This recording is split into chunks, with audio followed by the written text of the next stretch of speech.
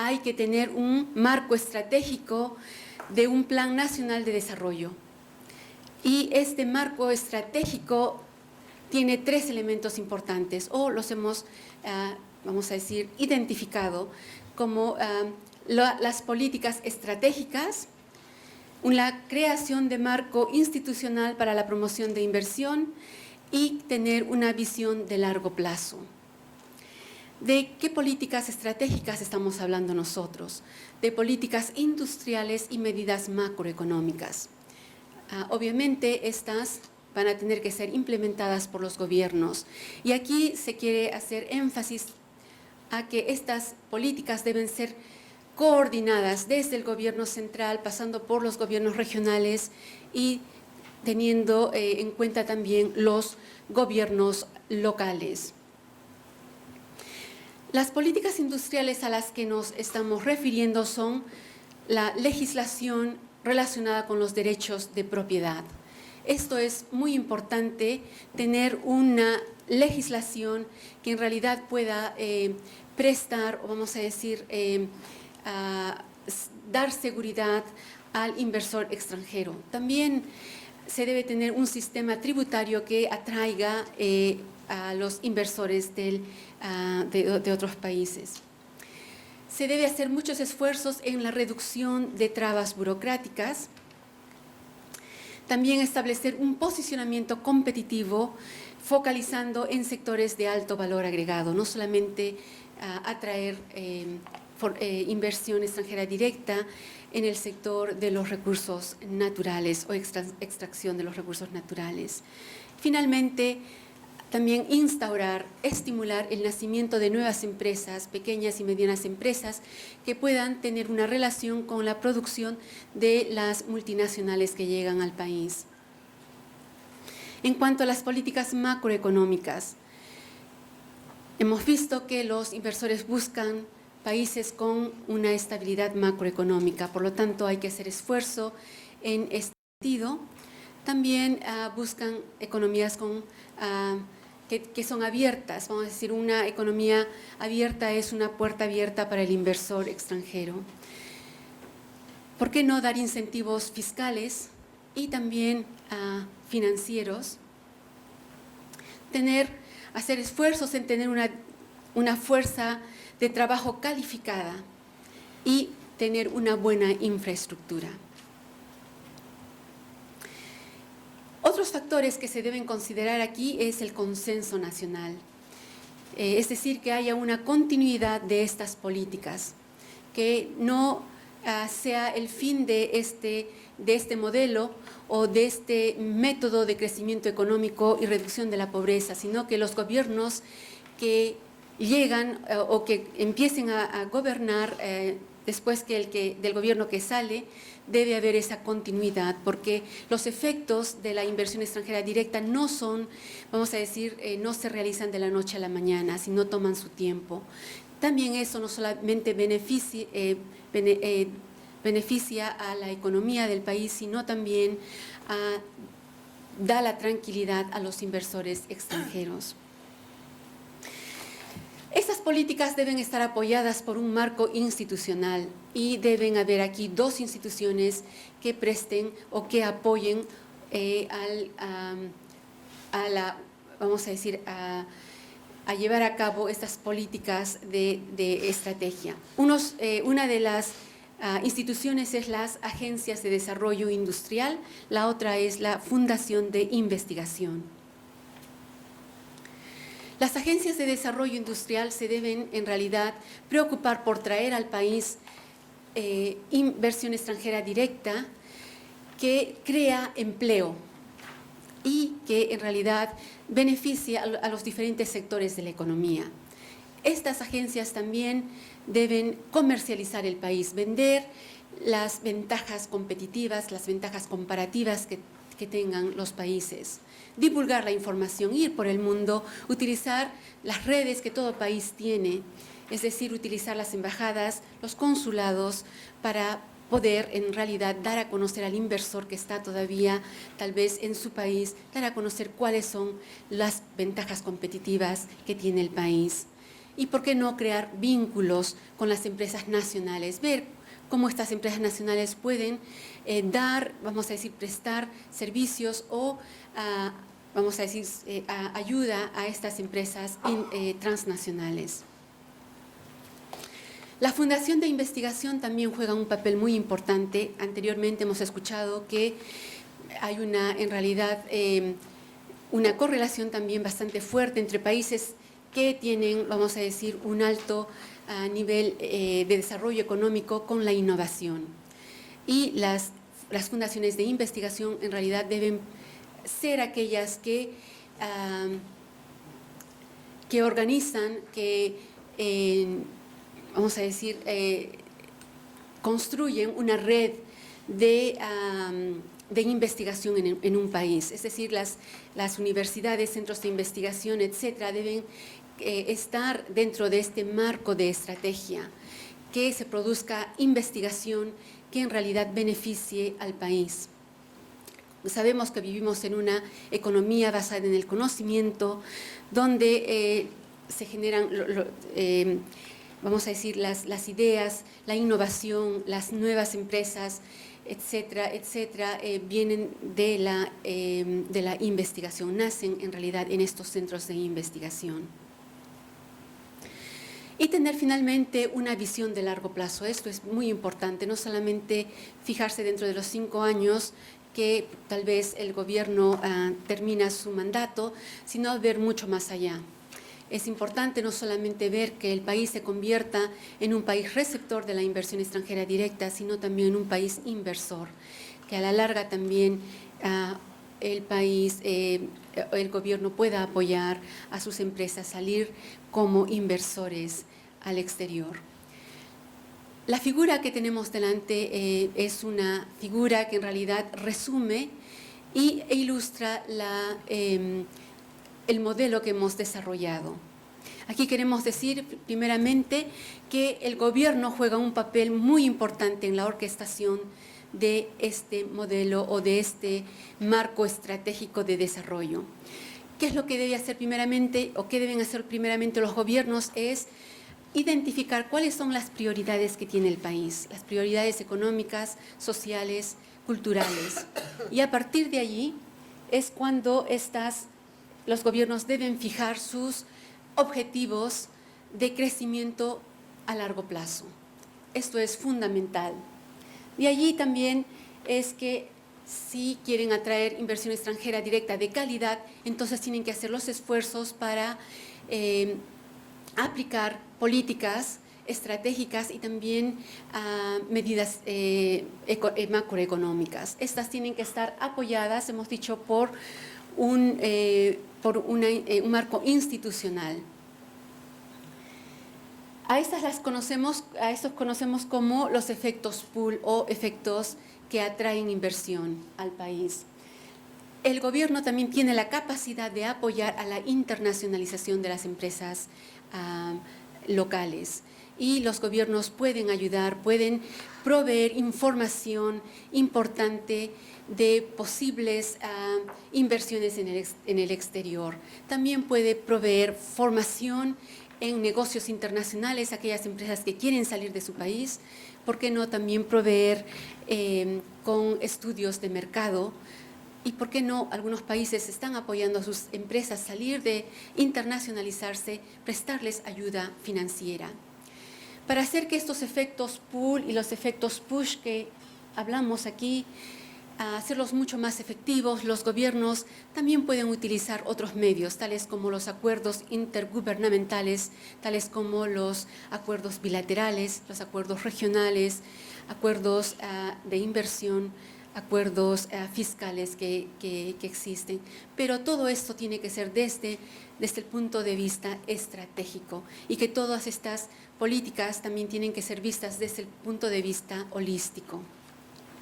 Para terminar esta presentación, quiero recalcar que atraer inversión extranjera directa sin que existan las condiciones necesarias para alcanzar un desarrollo económico y reducción de la pobreza es un esfuerzo inútil. Segundo, utilizar políticas holísticas que estén dentro de un marco estratégico de desarrollo. Esto es muy importante, pero este marco estratégico de desarrollo tiene que contemplar objetivos de largo plazo. Y finalmente, se debe crear un mercado competitivo desplegando esfuerzos en los diversos campos de la economía. Se debe atraer inversión extranjera directa de calidad, que no solamente sea una inversión extranjera directa explotativa, sino una inversión extranjera directa que pueda contribuir con el crecimiento económico y el desarrollo del capital humano. Quiero agradecer con mi presentación. Muchas gracias.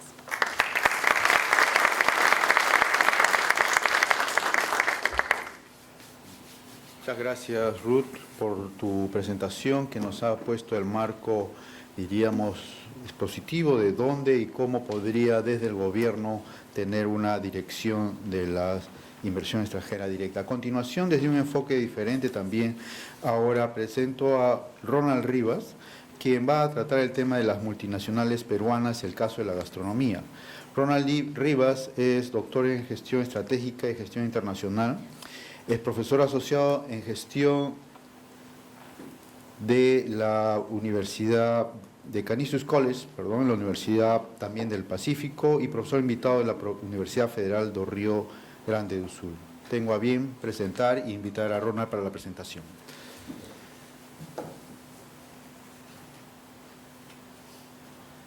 Muchas gracias, Alejandro. En primer lugar, quiero agradecer a la Universidad del Pacífico por esta fantástica oportunidad y de poder participar en este workshop, en especial al profesor Oscar Malca, vicedecano de Negocios Internacionales, por supuesto Alejandro Flores, vicedecano de Administración, y en particular al profesor David Mayorga, vicedecano de Marketing, por cuya gestión me he podido traer como profesor invitado a la Universidad del Pacífico en esta oportunidad. Ahora, mis distinguidos miembros del panel de presentación, les voy a pedir disculpas que mi presentación es más micro, ¿no?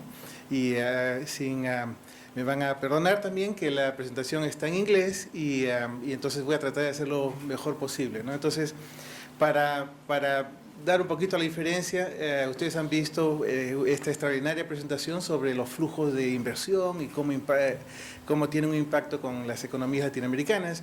Mi presentación es a nivel de las empresas micro, ¿no? Y particularmente las empresas peruanas de los restaurantes, o sea que ustedes tienen que imaginarse el sanguchito de Bembos, ¿no? ¿Ya se dan cuenta? El pollito Norquis, hasta, por supuesto, la gastronomía más alabada. Entonces, como yo sé que todos estamos con hambre, y yo soy el último presentador, y soy la última barrera entre ustedes y el almuerzo, voy a acelerar mi presentación y voy a hacer lo más breve y entretenida que pueda. Entonces, yo estoy en Canisius University, que está en Buffalo, New York, y peruano de nacimiento de mucho orgullo, y resido ya unos cuantos años allá. Entonces, vamos a ver. La motivación de este estudio es, por supuesto, es en coautoría con el profesor Mayorga. Entonces, la motivación que nos lanzó para estudiar las empresas latinoamericanas es, por supuesto, como se han presentado, hay un crecimiento extraordinario de la inversión intrarregional y también hacia el exterior de las multinacionales latinoamericanas, en particular a nivel del sur-sur, y como lo mencionó el colega de CEPAL, ¿no? Inicialmente, pues, por supuesto, eran México, Argentina, Brasil, Chile, pero se han estado agregando otros países que han estado emergiendo, como el Perú, por ejemplo.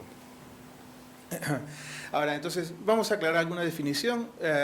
Multinacionalización, en este contexto que presento, es el proceso de expansión internacional, o sea, de entrar en mercados extranjeros, que es diferente de las exportaciones, o sea, que requieren algún tipo de presencia, ¿no? Por ejemplo, tienen franquicias, es lo más común. En nuestro caso, también tenemos joint ventures y la inversión directa extranjera, en donde usted agarra y construye una planta de manufactura. Entonces, lo que está ocurriendo en los países emergentes es un fenómeno que parece ser diferente de lo que ha ocurrido en los países desarrollados. No, entonces, por ejemplo, la típica internacionalización o multinacionalización de las empresas de países desarrollados empieza, ¿no?, en el mercado doméstico y gradualmente se avanza hacia un país fronterizo, ¿no?, de repente que hable el mismo idioma, ¿no?, en el caso europeo, y poco a poco, con mucha cautela, se avanza y entonces se conoce como un modelo de gradualismo o de internacionalización incremental, ¿no? Las Global Latinas, la pregunta es, ¿qué tan diferentes son las Global Latinas o multilatinas, ¿no?, las empresas que han nacido en Latinoamérica en seguir este tipo de proceso? Especial en el Perú, que es lo que nos interesa. ¿Y qué estrategias estas empresas siguen, ¿no?, de gerencia y de marketing, por ejemplo? Y cuáles de estas estrategias son más prevalentes entre ellas, ¿no? Entonces, por ejemplo, en el caso del Perú, aquí hay una lista que posiblemente todos ustedes han visto en alguna oportunidad, ¿no? Tienes los restaurantes que son desde los más de tipo comida rápida hacia los que son de más alto nivel. Nosotros, en un paper que hicimos con David publicado en el 2011, dividimos estas empresas en una pequeña muestra, ¿no?, para catalogarlas entre estas estrategias, ¿no?, en un pequeño mapa de precio versus calidad. ¿No? Ustedes ven que los que tienen alto precio, alta calidad, nosotros les llamamos que son de premium, ¿no? Las de bajo precio, un poco menor de calidad, las llamamos el nicho de bajo costo, ¿no? Y las que tienen todavía una calidad un poco mayor, pero también bajo precio, las llamamos las líderes de costo, ¿no? Entonces, por ejemplo, como le decía, ¿no?, Norquis, Rockies son del nicho de bajo precio. Los un poquito de mejor calidad y de bajo precio, ahí tienen los Pardos, por ejemplo, ¿no?, Pardos Chicken, Caravana, ¿no? Uy, ya si sigo hablando de esto, ya aquí lo terminamos nomás, nos vamos todos. Y los que son de mejor, está, pues, por supuesto, Astrid Gastón, ¿no?, está Osaka, Segundo Muelle, que lo vimos mencionar en la presentación anterior. Ahora, antes de lanzarme a las empresas peruanas, ¿no?, quiero poner el contexto un poquito histórico, ¿no?, porque hemos visto estadísticas descriptivas de los últimos 50, 100 años de inversión, ¿no? Pero vamos a ver qué es lo que ocurrió con las empresas latinoamericanas. ¿Qué es lo que ha pasado en los últimos 100 años? Entonces, tomé este mapa de un colega, Álvaro Cuervo Cazurra, ¿no?, publicó esto en el 2008. Entonces, ustedes ven aquí dos dimensiones. La vertical es el año en que se produce la primera inversión en el extranjero. O sea, ¿cuántos años demora hacer la primera inversión en el extranjero? ¿Okay? Esa es la línea vertical, ¿no?, acá. Y la línea horizontal es, el primer año, es la línea vertical, el año en que se produce la primera inversión extranjero, y la línea horizontal es el año de la creación. Entonces vamos a ver cuánto demora, en otras palabras, hacer la primera inversión. Esta línea en diagonal es en donde coincide el año de fundación con el año de la primera internacionalización. Que entonces esta le llamamos las que nacen globales, ¿no? Born Global. Entonces, como ustedes verán, la línea de años de creación viene desde 1880. Entonces, aquí hay un fenómeno interesante. La globalización no apareció espontáneamente. Hemos vivido 2 siglos de globalización que ha tenido un intermedio de proteccionismo. El primer siglo de globalización empieza alrededor de 1820 y realmente se lanza con los británicos, que finalmente llegaron, ¿no?, se convencieron de que no deberían odiar a Estados Unidos para siempre. Ustedes saben que Estados Unidos se independizó en 1776 de Inglaterra, entonces se odiaron a muerte, se pusieron barreras, pero en 1820 dijeron, ok, vamos a bajar las barreras y dejarlos, ¿no?, comenzar a exportar otra vez el maíz. Entonces, en el año, y otros commodities, en el año 1820 se empiezan a dar las leyes del maíz, o sea, se reducen las tarifas del maíz. Y es por eso que Inglaterra empieza liderando la liberalización, ¿no? Empieza liderando la globalización del primer siglo de globalización. Y por supuesto, termina en la Primera Guerra Mundial, 1913. En 1901, en el pico de la globalización, del primer siglo de globalización, una persona podía levantar el teléfono por si acaso se desarrollan tecnologías de telecomunicaciones, teléfono, telégrafo, el tren, la infraestructura que hablaba, ¿no? Rosario, todo eso se desarrolla en los países desarrollados. Y una persona podía levantar el teléfono en Londres y comprar stocks prácticamente en todos los países más importantes del mundo. ¿Qué empresas han salido latinoamericanas de esa época? ¿Quiénes se fundaron? Por ejemplo, un caso es Gerdau, ¿no? Gerdau es una empresa de metales, minería, entonces tiene un montón es una empresa de heavy industries, tiene un montón de alianzas también con empresas de manufactura, por ejemplo, en toda Latinoamérica, pero está en el estado de Río Grande do Sul, ¿no? Entonces, es una empresa que empieza en 1990 y observen que para esas empresas que se crearon en el primer siglo de globalización demoraron 90 años en hacer su primera inversión extranjera. Lo que esto me dice es que simplemente Latinoamérica estaba desencajada del mundo global. ¿Se dan cuenta? Estas empresas que se crearon eran simplemente empresas en las cuales había inversión extranjera y éramos usadas como una plataforma de exportación o de abastecimiento de recursos naturales, posiblemente. Después viene el periodo de las dos guerras, en el intermedio, en donde se produce proteccionismo, ¿no? Y el promedio de las empresas que nacen en ese momento, ellos demoran 47 años en que se inserten a nivel global, ¿no? Y finalmente, las empresas que se crean en lo que se llamaría el segundo siglo de globalización, que empieza después de la Segunda Guerra Mundial en 1950 más o menos, ¿no? Estas empresas demoran 18 años en invertir por primera vez en el mundo internacional. Lo que quiere decir es que la naturaleza del mundo en que vivimos hoy día, en términos de globalización, es diferente de lo que existían, de los que tuvieron nuestros abuelos o tatarabuelos. ¿Okay? Número uno. Número dos, que la oportunidad que tenemos nosotros, en particularmente de los países emergentes, de las empresas peruanas, esta oportunidad no se ha presentado en 100 años. ¿Se dan cuenta? En 100 años. Esta oportunidad no la tuvieron nuestros padres, no la tuvieron nuestros abuelos, ¿no? Se ha presentado en 100 años. O sea, la primera cosa es, si algo se acuerdan de esto, les pido, por favor, no pierdan esta oportunidad. No, hay que trabajar durísimo. Jóvenes, ahí lo ve la señorita. Usted no tiene que dormir. ¿Para qué necesita dormir? Tiene que trabajar duro, ¿no? Sacar el país adelante con estas empresas. Ok, primera lección, ¿no?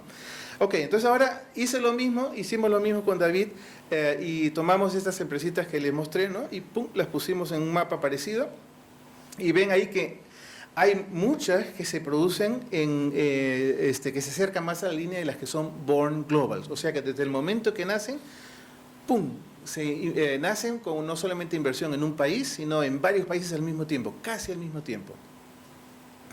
Entonces, aquí se ve también el fenómeno de la apertura y cómo la apertura genera este tipo de expansión. Las que nacieron antes de 1990 demoraron 22 años en internacionalizar o multinacionalizarse. Las que nacieron después de 1990 han demorado 5 años en promedio, ¿no? Entonces, la primera lección, por supuesto, es que las empresas multilatinas, en particularmente las peruanas, están saliendo más rápido. Son born global y están avanzando muy ágilmente. Ahora, lo que tengo acá en este mapa es también puse nuevamente las empresas multilatinas, ¿no? Todas esas empresas que les hablé al principio, para ver cómo es que ellas se habían internacionalizado en términos de, por ejemplo, diferencias culturales, ¿no? Abrían su primera inversión en un país que era muy diferente culturalmente o muy parecido, ¿no? Y la otra dimensión es, abrían su primera inversión en un país que era muy diferente económicamente o muy de desarrollo o muy parecido, ¿no? Esta dimensión incluye una distancia de desarrollo que incluye economía, salud, educación, que es una medida muy conocida a nivel internacional. Y entonces, ¿qué es lo que vemos acá? Es que en general hay dos grupos. Un grupito de empresas que se lanza al mercado conocido culturalmente y al mercado que está parecido en términos de desarrollo, ¿no? O sea, en otras palabras, es las que hacen más de lo mismo, ¿no? Entonces, tienen acá un mercadito, tienen un mercado parecido, entonces van al paisito parecido económicamente y culturalmente, porque es más de lo mismo. Y hay otro grupo, este de acá arriba, que se va a países que son muy diferentes económicamente y muy diferentes culturalmente. Entonces, son dos estrategias diferentes, muy interesantes. Las empresas internacionales que se internacionalizaron a nivel del país desarrollado solamente, fundamentalmente están acá, en este cuadrante donde son, como les hablé al principio, ¿no? El gradualismo, o sea, un lugar cercano, ¿no? Y parecido. Pero nuestras empresas multilatinas son más avesadas, en otras palabras, ¿no? A ver si los restaurancitos también son semejantes y encontramos los mismos grupos. Hay algunos que avanzan muy cercanos a lo que es económicamente y culturalmente, hay otros que se avanzan, ¿no? Entonces, por ejemplo, ¿quiénes son esos avesados? ¿No? Ahí tenemos Bembos, a la India, ¿no? Aquí está Bembos, ¿no? ¿Se imaginan ustedes el sándwich de Bembos, ¿no? Ahora, imagínense la India. ¿Por qué la India? No, siempre hay que preguntarse, ¿y por qué? ¿Y por qué? A ver, ¿por qué? A ver, a un joven que le gusta Bembos, a ver, que tiene cara de Bembos. A ver, el flaquito ese Alexis. ¿Por qué?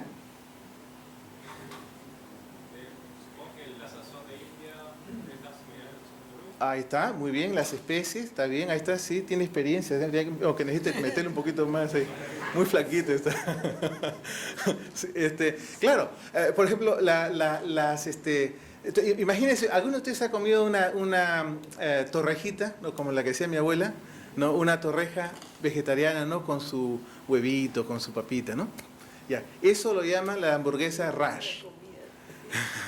Las hamburguesas vegetarianas, como ustedes saben, en la India hay un mercado vegetariano muy, muy grande. Entonces, ahí está, por ejemplo, ese es un producto estrella, ¿no? De comida rápida en la India. Y Bembos tiene, por ejemplo, uno de las productos ahí. Entonces, el truco de estas que son avesadas es que han aprendido a adaptarse utilizando ventajas y conocimiento que tienen acá. Y han aprendido a transferirlas, a adaptarlas y modificarlas para que sean exitosas en un mercado que pueden ser completamente diferentes, ¿no?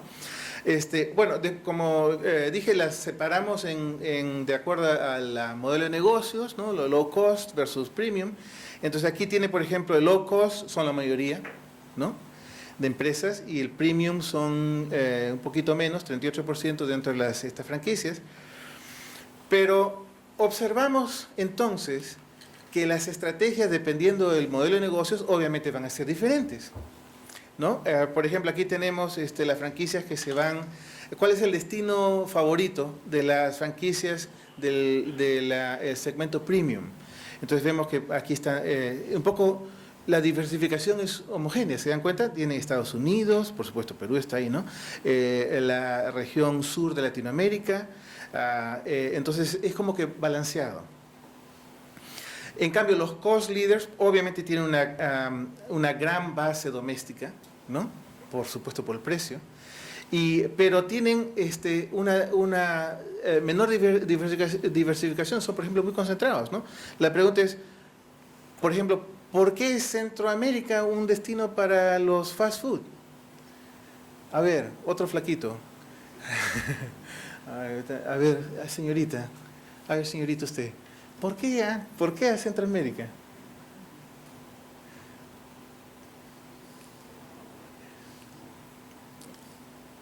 A ver, Guatemala, ¿por qué Guatemala?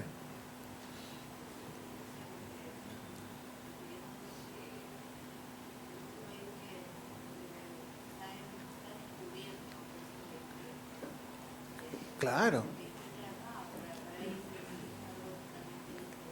Claro, son muy noveleros, quieren probar diferentes. Por ejemplo, en la mañana vimos que en Ecuador nomás había como 150 franquicias, ¿no? En Centroamérica hay la franquicia de todo el mundo. Entonces, cuando hay gran variedad de competidores, usted quiere estar ahí, pues, ¿no? O sea, a ver, los futbolistas, ¿qué prefieren? ¿Jugar con un equipo fácil, ¿no? Muy papaya. O jugar con un equipo que le produzca un poco para ver si usted está en buen estado.